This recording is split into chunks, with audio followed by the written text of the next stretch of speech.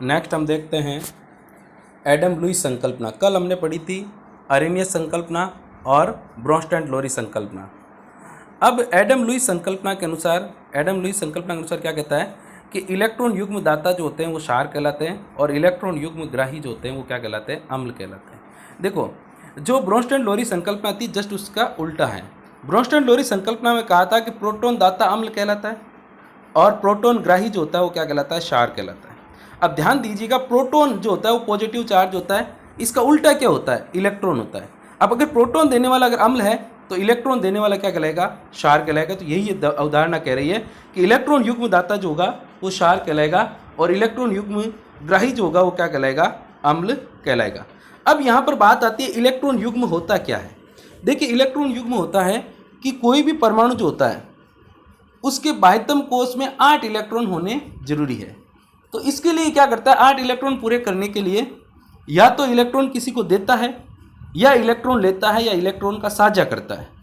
अब इलेक्ट्रॉन देकर, लेकर या साझा करके जब अपने बाह्यतम कोश में 8 इलेक्ट्रॉन पूरे कर लेता है तो उसके पास में जो बिना बंध में भाग लिए हुए जो इलेक्ट्रॉन बचे हुए होते हैं वो इलेक्ट्रॉन जो होते हैं वो क्या कहलाते हैं, इलेक्ट्रॉन युग्म कहलाते हैं। जैसे ऑक्सीजन है, ऑक्सीजन और ऑक्सीजन O2 परमाणु, O2 अणु बनाते हैं।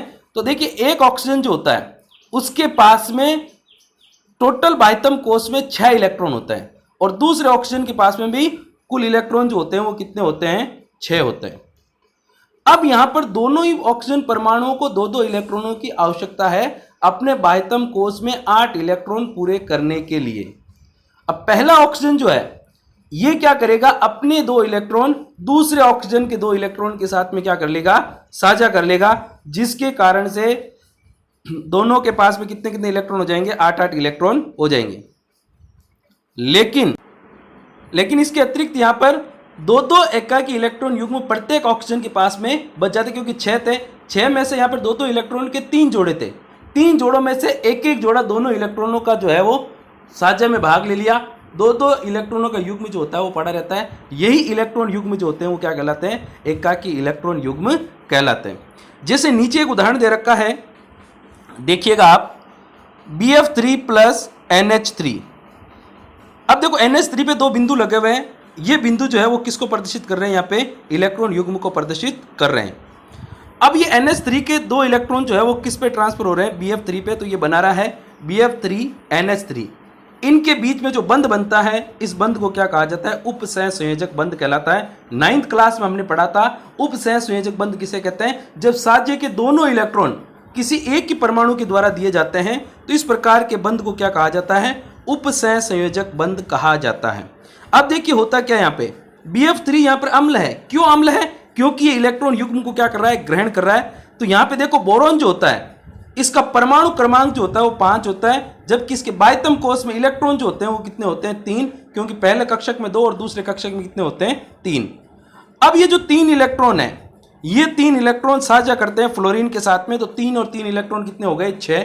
अब इसको बाह्यतम कोश का अष्टक पूरा करने के लिए कितने इलेक्ट्रॉन चाहिए, 8 इलेक्ट्रॉन चाहिए। अब ये किसी के साथ में साझा नहीं कर सकता क्योंकि इसके पास में कोई इलेक्ट्रॉन नहीं है और ना ही ये किसी को इलेक्ट्रॉन ले सकता है, ना ही ये किसी को इलेक्ट्रॉन दे सकता है। तो ये क्या करता है, यहां से इलेक्ट्रॉन जो होते हैं नाइट्रोजन, ये अपने 2 इलेक्ट्रॉन ट्रांसफर कर देता है किसके ऊपर, बोरॉन के पास में। तो टोटल इलेक्ट्रॉन कितने हो जाते हैं, 8। इस प्रकार से नाइट्रोजन तथा बोरॉन के बीच में जो बंध बनता है इसी बंध को क्या कहा जाता है, उपसह संयोजक बंध कहा जाता है।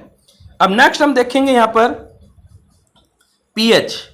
देखिए पीएच क्या होती है, पीएच होती है पावर ऑफ हाइड्रोजन, यानी किसी विलयन में हाइड्रोजन की शक्ति क्या है। अगर इसको परिभाषा के रूप में देखें हम, तो किसी विलयन में उपस्थित हाइड्रोजन आयन की सांद्रता के ऋणात्मक लघुगणक को क्या कहा जाता है, पीएच कहा जाता है। तो पी का मतलब यहां पर शक्ति है, पावर है, और एच का मतलब होता है हाइड्रोजन, अर्थात हाइड्रोजन की शक्ति। अगर हम पीएच को देखें तो पीएच बराबर होता है -log-H+, यानी जितना H+ का मान घटेगा पीएच का मान उतना ही बढ़ेगा, और जितना H+ बढ़ेगा पीएच उतना ही घटेगा, यानी व्युत्क्रमानुपात है। नीचे दे रखा है पीएच के द्वारा जो होती है वो किसी पदार्थ की अम्लता और क्षारीयता का निर्धारण किया जाता है। और इसी प्रकार से अगर हम देखें, आपसे एक प्रश्न पूछा जाता है कि पीएच क्या होती है, और ये पीएच H+ आयन और OH- आयन पर किस प्रकार निर्भर करती है। तो देखिए पीएच जो होती है वो H प्लस आयन के तो होती है व्युत्क्रमानुपात, यानी H प्लस जब बढ़ेगा तो पीएच का मान जो होगा वो क्या होगा, घटेगा। और जब OH का मान की क्या होती है, समानुपाती, तो OH का मान बढ़ेगा तो पीएच का मान भी बढ़ता है, यानी जैसे जैसे OH बढ़ेगी तो पीएच का मान भी बढ़ेगा। इसको समझने के लिए नीचे देखो पीएच स्केल दे रखी है। पीएच स्केल एक पैमाना होता है जिसके द्वारा विभिन्न पदार्थों की पीएच जो होती है वो उसको ज्ञात किया जाता है। नीचे देखो एक स्केल दे रखी है, बना रखी है हमने यहाँ पे, देखो ऊपर की ओर दे रखा है H प्लस आयन। अब देखो लगातार H प्लस आयन की सांद्रता घट रही है और OH माइनस आयन की सांद्रता क्या हो रही है, बढ़ रही है। देखो जहां पे H प्लस आयन अधिकतम है वहां पे पीएच कितनी है, 0, यानी जब H प्लस आयन अधिकतम होते हैं तो पीएच जो होती है वो न्यूनतम होती है। और जैसे जैसे H प्लस आयन की सांद्रता घटती जाती है तो यहाँ पर पीएच की मान जो होती है बढ़ती जाती है, और अंत में जो होता है देखो पीएच कितना हो गया यहाँ पे 14, तो यहाँ पे H प्लस आयन की सांद्रता जो होती है वो अधिकतम होती है। और जब इसकी पीएच मध्य भाग में आती है, यानी 50% H प्लस आयन और 50% OH माइनस आयन होती है, तो वहां पे पीएच 7 होती है। इस पीएच को क्या कहा जाता है, उदासीन पीएच कहा जाता है। अब ध्यान देना 0 से 7 के बीच में जो पदार्थों की पीएच होती है वो कहलाती है अम्लीय पदार्थ, और 7 से 14 के बीच में जो होती है वो कहलाते हैं क्षारीय, और जिनकी पीएच 7 होती है वो कहलाते हैं उदासीन पदार्थ।